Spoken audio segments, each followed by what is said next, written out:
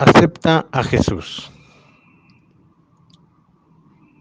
Había un hombre llamado Saulo de Tarso, de formación farisaica, educado en la ley de Dios y conocedor de la ley, y por convicción mataba a cristianos. Ahora, ¿era malo Saulo de Tarso porque mataba a cristianos?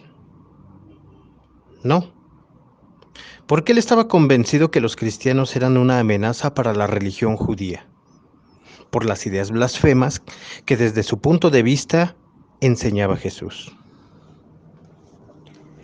Sin embargo, en camino a Damasco, Jesús tira a Saulo al suelo y le pregunta: ¿por qué me persigues? No dijo: ¿por qué persigues a estos? ¿O por qué persigues a mi iglesia? Dice: ¿por qué me persigues a mí? Y hasta entonces Saulo se da cuenta de la verdad del resucitado. Es entonces que Saulo tiene un encuentro personal con Jesús que le cambia toda su vida y hasta el nombre, llamándose ahora Pablo, hoy conocido como San Pablo, el apóstol de los paganos. Basándonos en esta narración de San Pablo, te digo que mientras no tengas un damascazo, es decir, un encuentro fuerte con Jesús, no habrá cambio en ti. Será una fe sin exigencias, una fe mediocre. El anuncio de que Dios te ama y que amándote tanto envió a su Hijo para hacerse hombre y redimirte, liberarte de tu pecado, y que quiere convertirte, quiere transformarte, es solo el inicio de la conversión y de la fe.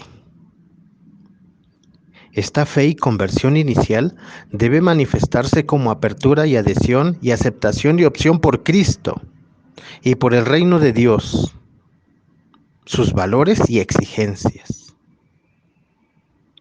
Aquí no estamos hablando de fe como el reconocimiento de la existencia de Dios. Y nos dice San Santiago: tú crees que hay un solo Dios y en eso haces bien, pero los demonios también lo creen y tiemblan de miedo. Hablamos de fe como fe de adhesión a la persona de Cristo. Es una respuesta positiva y de acción y obra que cambie toda tu vida y forma de pensar como cambió a Saulo de Tarso. Apertura y docilidad a Jesús para realizar los cambios iniciales en ti. Y aunque ya hemos sido bautizados de pequeños y seguramente ya muchos llevamos una vida cristiana de rectitud moral y de cumplimiento religioso, es necesaria una fe viva, como fruto del encuentro personal con Jesús. Que lo aceptemos, que lo confesemos, sin inhibiciones, y lo recibamos en nuestro corazón y en nuestra vida como Salvador. Pero aceptado, confesado y recibido no como una idea hermosa que me hace sentir bien, sino como una convicción que me hace pensar diferente, que me hace ser y actuar diferente. El cristianismo no es únicamente una doctrina, un conjunto de ideas religiosas, un conjunto de ideas filosóficas, o es una ética. No es un conjunto de normas morales para regir la conducta del hombre. Tampoco es una religión, como conjunto de creencias, normas morales y de prácticas rituales para el culto a Dios. El cristianismo es, antes que cualquier otra idea, tener una relación personal y mantener una comunión íntima con Jesús, vivo como Dios y Señor a partir de un encuentro real con Él. En cierta ocasión les pregunta a sus apóstoles: ¿quién dice la gente que soy yo? Parece como si los apóstoles no esperaran otra cosa para poder finalmente dar rienda suelta a todas las voces que circulaban a propósito de él. Y responden: unos dicen que eres Juan el Bautista, otros que eres Elías, y otros que eres uno de los profetas. Sin embargo, no permite que se atrincheren tras las opiniones de otros. Quieren que digan su propia opinión. Ya que a Jesús no le interesaba medir el nivel de su popularidad o su índice de simpatía entre la gente. Su propósito era otro. Y entonces vuelve a preguntar: ¿y para ustedes quién soy yo? Esta segunda pregunta inesperada les descoloca completamente. Hay silencio y se entrecruzan miradas. Si en la primera pregunta se lee que los apóstoles respondieron todos juntos, esta vez el verbo es singular y quedan mudos. Y esa pregunta te la hace hoy el Señor. Para ti, ¿quién soy yo? Porque se trata de conocer a Jesús, pero no mediante lo que hemos leído de Él, o las frases que nos han enseñado en la catequesis o en los domingos en la homilía. Ya que si yo te enseño fotos de mi hermano Francisco y te platico dónde ha vivido, en qué lugares trabaja o trabajó, quién es su mujer y sus hijos, toda esta minuciosidad descriptiva de mi hermano no significa que ya lo conoces, solo tienes datos acerca de él. Conocer a Jesús se logra a través del trato social, de la experiencia de vida con él. Y te pregunta: ¿para ti quién soy yo? Y tal vez alguno responda: eres el Hijo de Dios. Y aún así solo serían palabras. La respuesta tiene que salir no de frases memorizadas, no de una enseñanza adquirida, sino de nuestro interior, manifestado día a día en obras y disposición del corazón. ¿Quién es Jesús para ti? Muchos hemos disminuido el ejercicio de la fe, otros ni siquiera la ejercemos. Y es que para muchos el cristianismo solo se ha reducido a una religión o religiosidad exterior. Para muchos el templo es solo una estación de servicios, que si necesita un bautismo, una presentación, una primera comunión, un matrimonio. Sin embargo, se molestan y se quejan por la obligación de pláticas de preparación, alegando que por esas cosas se alejan de la iglesia. Alegan que solo se les habló de una primera comunión, no de una segunda, tercera o demás comuniones. Los valores y sacramentos son ritos sin valor. No son medios espirituales de crecimiento ni de edificación familiar ni comunitaria.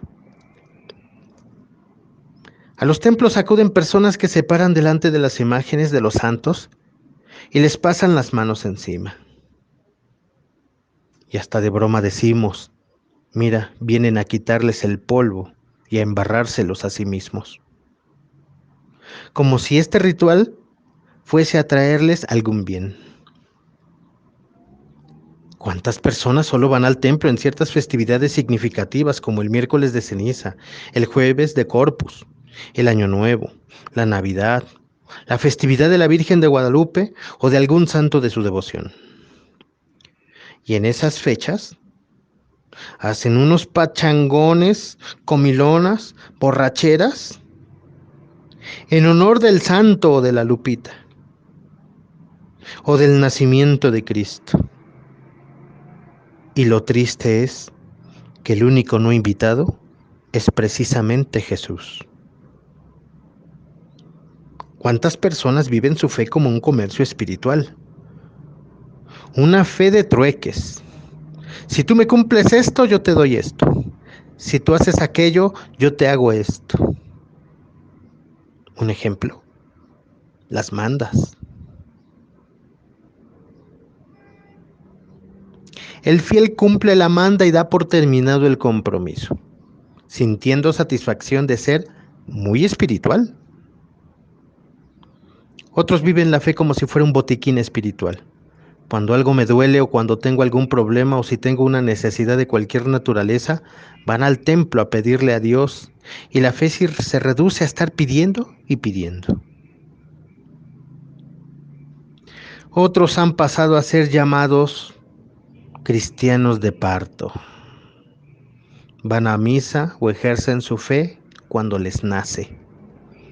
Y muchas veces ni nace porque abortamos la invitación de ir a misa o de ejercer la fe. Indispensable para estas personas, algún retiro, pero es algo impensable. Eso es rayar en el fanatismo, o hay cosas más importantes que atender. Otros reducen la fe a ponerse escapularios para demostrar que son cristianos. Prenden una veladora, rezan novenarios, cuelgan un rosario en el retrovisor del auto y le conceden a los artículos religiosos, por el simple hecho de portarlos o poseerlos, un sentido mágico de protección o seguridad proveniente de Dios. Pero todas estas personas se caracterizan por vivir su religiosidad de forma individual y alejados de la iglesia. Dicen tener fe, pero no le permiten que obre ningún cambio a Dios. Quieren los favores de Dios, pero sin compromiso de su parte. Se dicen amigos de Cristo, pero no quieren tener nada con la iglesia. Cumplir reglas y costumbres sin dar testimonio de comunidad cristiana. Para otros, el cristianismo se ha reducido a una moral solo restrictiva, a un código de normas predominantemente negativas o prohibitivas que limitan la libertad e impiden vivir a gusto la vida. Si haces estas cosas es pecado. Si no te comportas, estás mal. Por este tipo de actitudes los jóvenes no se acercan a la iglesia. Todo lo que hacen los demás es paganismo. Está mal y solo yo estoy bien porque estoy cerca de la iglesia. Sintiéndose muy piadoso, sataniza a los demás. Lo que hacen los demás es perverso. Estos individuos viven una vida apegada estrictamente a la ley, pero sin vivir la caridad al prójimo. Es decir, viven un cristianismo de legalismo farisaico sin vida. Otros se quedan en un cristianismo de conceptos y lo reducen a preguntas y respuestas mal contestadas, mal conceptualizadas, pero en realidad sin ninguna intención de cambiar o intentar relacionarse con el Señor. Muchos no saben vivir en compañía de Dios, les resulta molesto. Muchos otros hablan un lenguaje que provoca división e incomprensión. Otros luchan entre sí y son capaces de matar por un ideal, por egoísmo o por odio. Otros más reducen el cristianismo a una ideología humanista y ven a Jesús solo como un gran hombre, como Mahoma, Buda, Juan Pablo II, y ven el Evangelio como un ideal, un programa de rectitud, justicia o liberación social. Lo reducen a un humanismo sin Dios, justificando que fenómenos como la violencia y la lucha de clases son necesarias para el progreso. Y ya nos los decía el padre Raniero Cantalamessa, predicador de la Casa Pontificia. Seguro que Jesús no desprecia estas respuestas, porque se dice de él que no apaga el pabilo vacilante y no quiebra la caña cascada. Es decir, sabe apreciar todo esfuerzo honesto por parte del hombre. Jesús es diferente, ya que ningún otro dijo: yo soy el camino, la verdad y la vida. O tampoco se ha dicho por parte del hombre: el que ama a su padre o a su madre más que a mí, no es digno de mí. Hay un racionalismo sin fe auténtica y activismo sin una conversión verdadera. La gente busca pertenecer a algún grupo parroquial, pero sin Jesús. Pertenecer a un grupo parroquial, pero no vivir como iglesia. Rechazan a quienes no comulgan con sus ideas o intereses. Por eso dice Juan Pablo II: nuestra sintonía de fe es débil. Es necesario abrirnos a la acción del Espíritu Santo para permitirle que vivifique nuestro ser. Necesito invitar a Jesús a mi vida. ¿Y es que Dios podrá hacer todo? Pues no. No puede hacer todo. Él no puede dejar de amarte y no puede transgredir tu libertad. Eso estaría en contra de su naturaleza. Por eso, Dios tiene que esperar a que tú quieras invitarlo a tu vida. Y dice Jesús: si alguno me abre la puerta, yo entraré y cenaré con él. Jesús quiere intimar contigo. Se dice que un artista pintó un cuadro de Jesús tocando una puerta, y no faltó quien le dijera al artista que su cuadro tenía un gran error, porque la puerta no tenía cerrojo ni asa para abrirla. Sin embargo, el artista contestó: así es como debe estar, porque la puerta solo se abre por dentro. Esa puerta es tu corazón, solo se abre desde adentro. El Señor hoy y ahora te pregunta: para ti, ¿quién soy yo? Hoy se dirige a todos nosotros que nos confesamos creyentes. El Dios que te creó sin tu permiso no podrá salvarte sin tu permiso, sin tu decisión. Tu salvación depende de tu decisión. Jesús toca hoy a tu puerta. Si tú le abres, entrará y permanecerá contigo. Por eso, hermano, hermana, yo te invito: abre tu corazón y acepta a Jesús.